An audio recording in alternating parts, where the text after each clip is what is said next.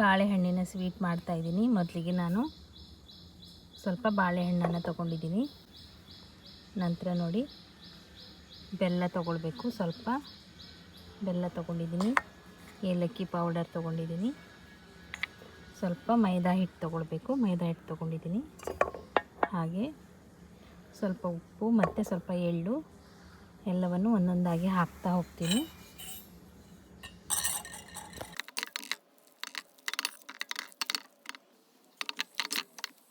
ಸ್ವಲ್ಪ ಸ್ವಲ್ಪ ಪೇಸ್ಟ್ ಥರ ಆದರೂ ಸಾಕು. ನಂತರ ನಾನು ಸ್ವಲ್ಪ ಮೈದಾ ಹಿಟ್ಟನ್ನು ಹಾಕ್ಕೊಳ್ತೀನಿ. ಸ್ವಲ್ಪ ಹಾಕಿ ಮತ್ತೆ ಬೇಕಿದ್ದರೆ ಮತ್ತೆ ಸ್ವಲ್ಪ ಹಾಕ್ಕೊಳ್ತೀನಿ.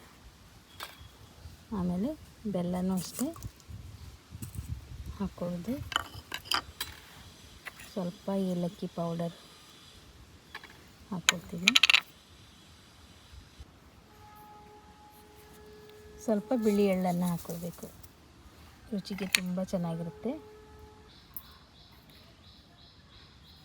ಇಲ್ಲಿ ಸ್ವಲ್ಪ ಬಡೆ ಸೊಪ್ಪು ಸಹ ಹಾಕ್ಕೊಳ್ತೀನಿ.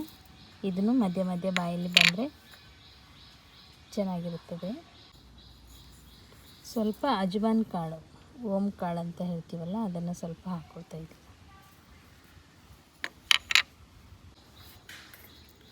ಸ್ವಲ್ಪ ಉಪ್ಪು ಹಾಕ್ಕೊಳ್ತಾ ಇದ್ದೀನಿ, ಒಂದೆರಡು ಚಿಟಿಕೆಯಷ್ಟು.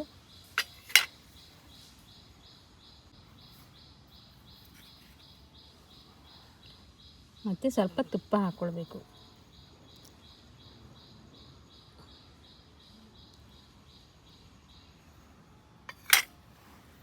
ಈಗ ಎಲ್ಲವನ್ನು ಹದವಾಗಿ ಮಿಕ್ಸ್ ಮಾಡ್ಕೊಳ್ತೀನಿ.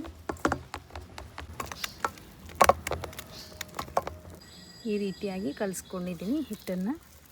ಈಗ ತುಂಬ ಚೆನ್ನಾಗಿ ಕಾಣ್ತಾ ಇದೆ. ಈಗ ನಾನು ಹೀಗೆ ಗುಳ್ಳೆ ಗುಳ್ಳೆ ಮಾಡಿ ಎಣ್ಣೆಗೆ ಹಾಕ್ತೀನಿ. ಈಗ ಬಾಣಲೆ ಬಿಸಿಗಿಟ್ಟಿದ್ದೀನಿ.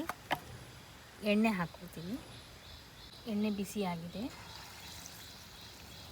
ಚಿಕ್ಕ ಚಿಕ್ಕದಾಗಿ ಗುಳ್ಳೆ ಗುಳ್ಳೆ ಮಾಡಿ ಮಕ್ಕಳಿಗೆಲ್ಲ ಈ ರೆಸಿಪಿ ಇಷ್ಟ ಆಗುತ್ತೆ. ಮಕ್ಕಳು ಸ್ಕೂಲಿಂದ ಬಂದ ತಕ್ಷಣ ಮನೆಗೆ ಬಾಳೆಹಣ್ಣು ಮಾಡ್ಬೋದು. ಇನ್ನೇನು ಮಳೆಗಾಲ ಬಂದೇ ಬಿಡ್ತು. ಮನೆಯಲ್ಲಿ ಚಿಕ್ಕ ಮಕ್ಕಳಿಂದ ದೊಡ್ಡವರವರೆಗೂ ಈ ರೆಸಿಪಿ ಇಷ್ಟ ಆಗುತ್ತೆ ಅಂದ್ಕೊಂಡಿದ್ದೀನಿ. ನಮ್ಮ ಮನೇಲಂತೂ ಭಾಳ ಖುಷಿಯಿಂದ ಎಲ್ಲರೂ ತಿಂದಿದ್ದಾರೆ. ನಿಮಗೂ ಕೂಡ ಈ ರೆಸಿಪಿ ಇಷ್ಟ ಆಗಿರುತ್ತೆ, ಮಾಡಿಕೊಡಿ. ಮಳೆಗಾಲದಲ್ಲಿ ಸ್ಕೂಲಿಂದ ಮಕ್ಕಳು ಬಂದ ತಕ್ಷಣ ಮಾಡಿಕೊಟ್ರೆ ತುಂಬ ಚೆನ್ನಾಗಿರುತ್ತೆ. ನಾನು ನೋಡಿ ಇಲ್ಲಿ ತೋಟದ ಮನೆ ಅಡುಗೆಯಲ್ಲಿ ಇವತ್ತು ನಾನು ಬಾಳೆಕಾಯಿ ಗೋಲಿ ಬಜ್ಜಿಯನ್ನು ಮಾಡಿ ತೋರಿಸಿದ್ದೀನಿ. ನನಗಂತೂ ತುಂಬ ಖುಷಿ ಆಯಿತು ನೇಚರ್ ವ್ಯೂ ಜೊತೆಗೆ ಅಡುಗೆ ಮಾಡೋದಕ್ಕೆ. ಈಗ ಆಗಿದೆ ಅನಿಸುತ್ತೆ, ಬೆಂದಿದೆ, ತೆಗಿತೀನಿ. ಫ್ರೆಂಡ್ಸ್, ಸೂಪರಾಗಿರುವಂಥ ಬಾಳೆಹಣ್ಣಿನ ಗೋಲಿ ಬಜ್ಜಿ ಮಾಡಿದ್ದೀನಿ. ತುಂಬ ಟೇಸ್ಟಿಯಾಗಿದೆ. ನೀವು ಕೂಡ ಮನೆಯಲ್ಲಿ ಮಾಡ್ಕೊಳ್ತೀರಾ ಅಂದ್ಕೊಂಡಿದ್ದೀನಿ.